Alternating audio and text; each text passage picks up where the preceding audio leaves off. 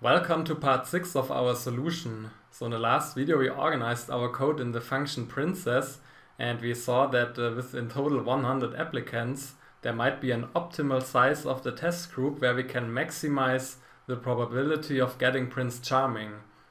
And what we can do now, actually, we can call our princess function 100 times and we can variate the parameter size test group from 1 till 100. And we can do this with a for loop, and let's say we want to have the test group size from 1 till 100 including, so 101. And for each iteration we print the size of the test group and the probability of getting Prince Charming as a result of our function call. So we set here size test group equals size. So we iterate here over all sizes from 1 till 101 and let's run here the cell.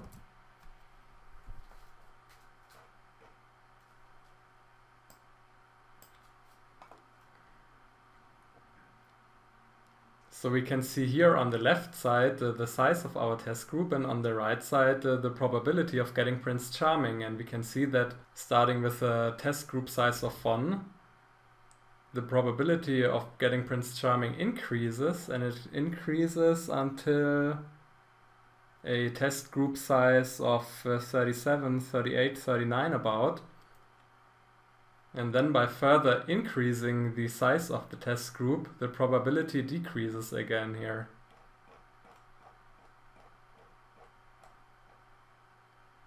So in the extreme case where all princes are in the test group, we do not select any prince, so the probability of getting Prince Charming is 0.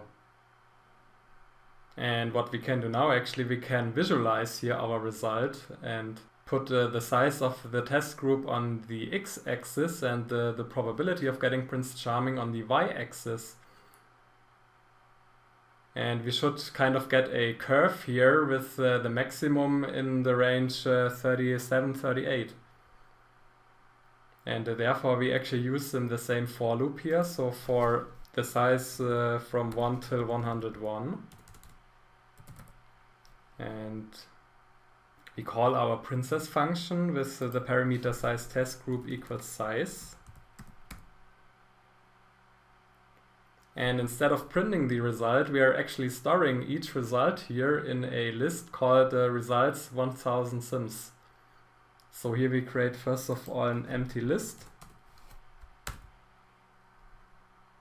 And now let's run here the cell. And we actually should get 100 results. So the probability of getting Prince Charming for the test group size of 1, 2, 3 and so on. So let's check here our results list with the function length. So it should be 100.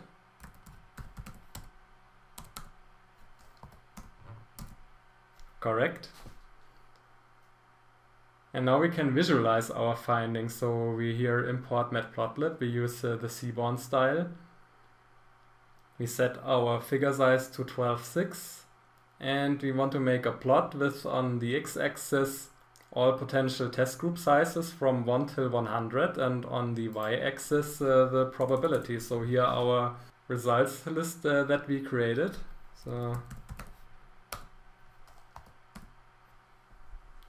And we call the X label size of test group, we call the Y label probability of selecting Prince Charming, and we set the title to Prince Selection. We have 100 applicants and 1000 simulations, and let's see what we get here. And indeed there might be an optimal size of the test group in the range 35 to 40, where we can here maximize the probability of selecting Prince Charming. So by having a test group size of 38, 39, we can maximize our probability to 0.4, so 40%. And we can also see here the impact of randomness, so we do not have here a smooth curve, and we can see here the so-called random noise.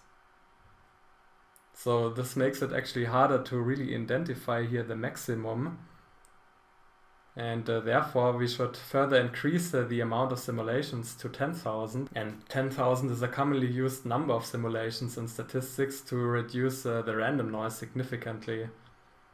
Alright.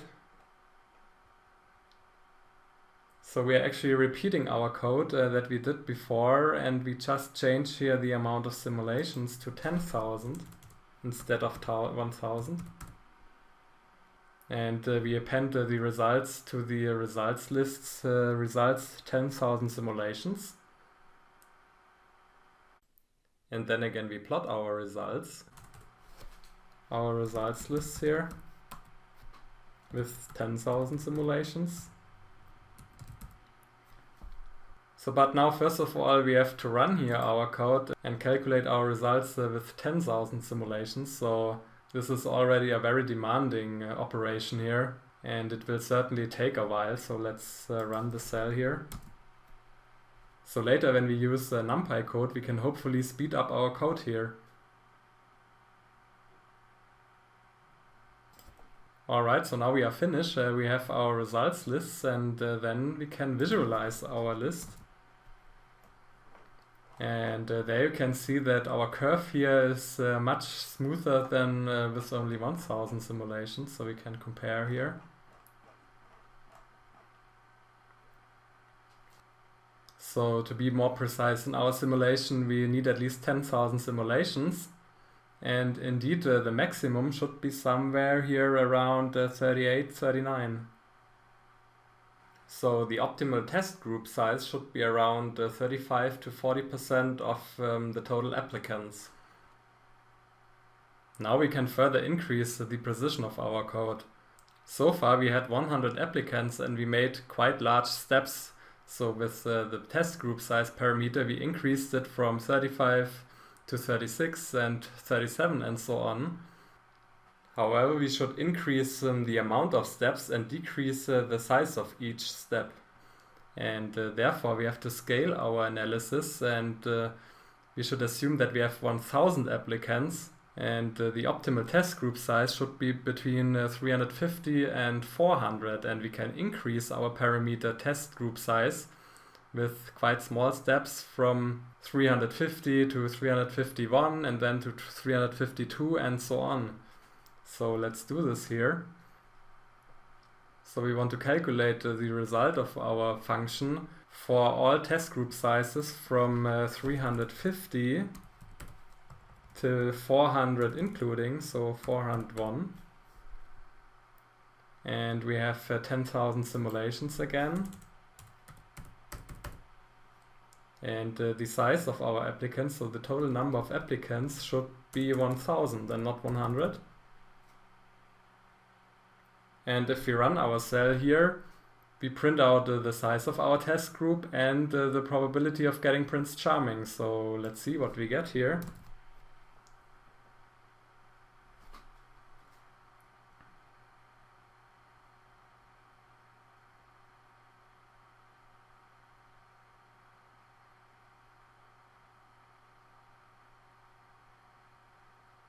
And you can already see that our code takes a while, so we have 10,000 simulations and 1,000 applicants. Alright, welcome back after a few minutes. So let's analyze here our simulation. And we can see here that we get the maximum probability with a test group size of 363 princes. There we get the probability of getting Prince Charming of 36.21%. And before the probability is increasing and after the probability here is decreasing. So mathematically the optimal test group size should be somewhere between 35.5 and 37.5% of the total number of applicants. And what we have also seen is that actually the basic Python code has now reached its limits with regard to speed and performance, but before we move on to the NumPy package, where we hopefully create a faster code, we still want to answer some more advanced questions, and we also want to variate our strategies. And therefore 100 applicants and 1,000 simulations should do the job as well here. But before we move on to the next section, we want to measure the speed of our princess function with the magical function timeIt.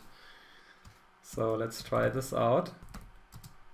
And we call our function with the default parameters, and we measure the speed of our basic Python code.